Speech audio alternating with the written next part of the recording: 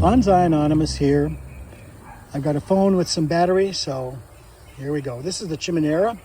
I've had it in videos before, and you can see the top. You can see this wire here and here. It's holding it together. It fell apart into pieces. The problem I have now is, though, that the bottom is falling apart. You can see it right there. The bottom is cracking. It's being held together by this frame, but I don't know how long that, I mean, the frame is rusty, but it's certainly solid, but I don't know how long that can hold that together with a crack in that spot. And someday I'm afraid we may have a very exciting Chimenea, and I keep saying it wrong, it's Chimenea. Chimenea, no R. I like to put R in Schefflera too, Schefflera. Anyway, I like to pronounce things wrong. I do, I think. Anyway, at a certain point, I'm going to have to get a new Chimenea, and I don't know where to get one like this. I've looked and looked and looked, and gee, this was costing me $80 probably 20 years ago, and I'd gladly spend $200 to get another one, but they don't seem to be there anywhere. So, but that's not why I decided to make the video. I decided to make the video because you may know we have birds, and not just in the yard, but also birds in the house. We rescued parrots and ducks actually for years.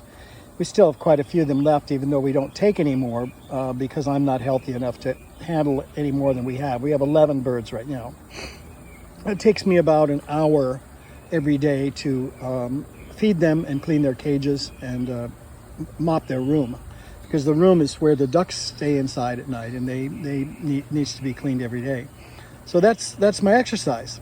But one of the unfortunate byproducts of this occasionally is that the birds are a little testy.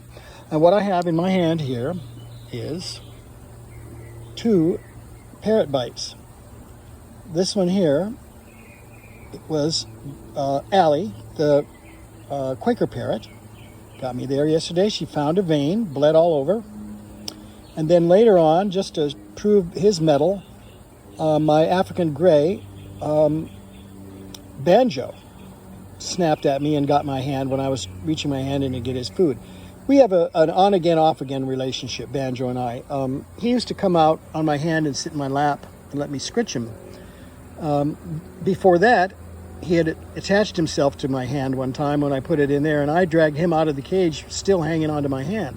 So that was a low point, and then the high point, he used to sit with me. Now he's kind of in the middle. He lets me put my hand in there mostly, but every week or two he's got to make an attempt to grab me just to show me whose cage it is.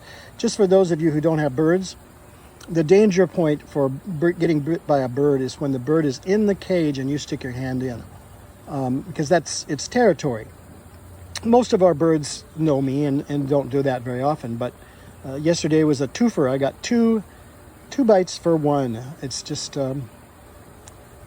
and they both got their cages cleaned. If Banjo had bit me and then stayed by the front of the cage where my hand would be going in, I would have said to him, and I did say to him, you know, if you want your food and your water, you're going to have to get up on your perch. And sooner or later, he did that. So he's a good boy. You may be wondering why he's called Banjo. And that's an interesting story, to me anyway. Banjo was a rescue from a guy who had passed away. And he had 2 African grays, and Banjo was one of them.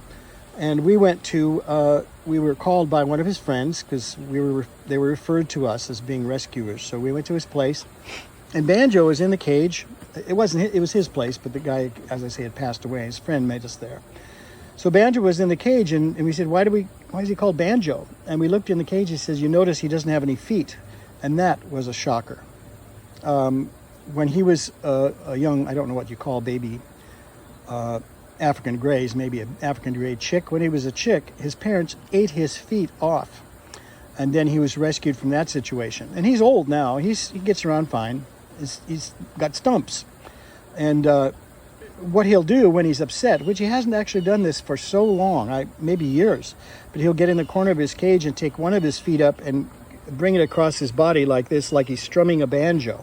And he doesn't do that anymore for some reason. I don't know, but he still has attached himself to my hand occasionally. So anyway, that's 5 minutes on parrot bites. You're welcome. Bonsai Anonymous out.